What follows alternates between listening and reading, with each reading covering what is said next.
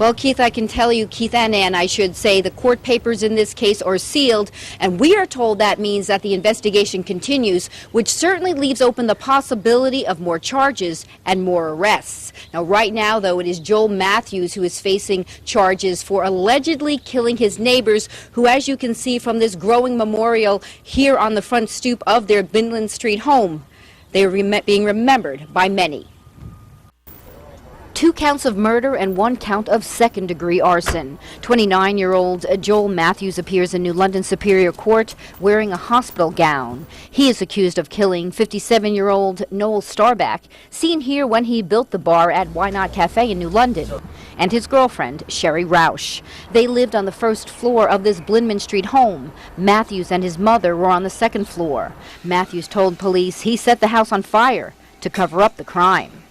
Only thing I heard was that they were arguing, and I guess he had a little bit too much to drink. Neighbors say Matthews struck the victims with a baseball bat before setting the home on fire. He has a history of violence, having served 3 years for shooting a man back in 2005. He was ordered held on $1 million cash bond on the current charges. I hope that guy goes to jail for the rest of his living years. Melissa Denore left flowers and a card on the front step of the heavily damaged home, a growing memorial to a couple well known in New London. Stuffed animals and candles have also been left, along with food for the victim's cat, who still tries to get into the house.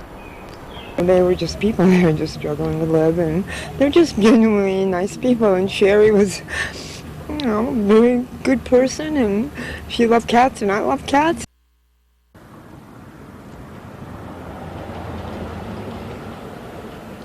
Now, these are the flowers and the card that Melissa Denore left for her friends. In court today, we also learned that Joel Matthews faces a charge of capital felony, and that is a charge which, if convicted, does carry a sentence of either death or life in prison without the possibility of release. As you know, the governor now says he will sign a repeal of the death penalty, so that could certainly affect this case. We're live in New London. Tina Dittel, News 8.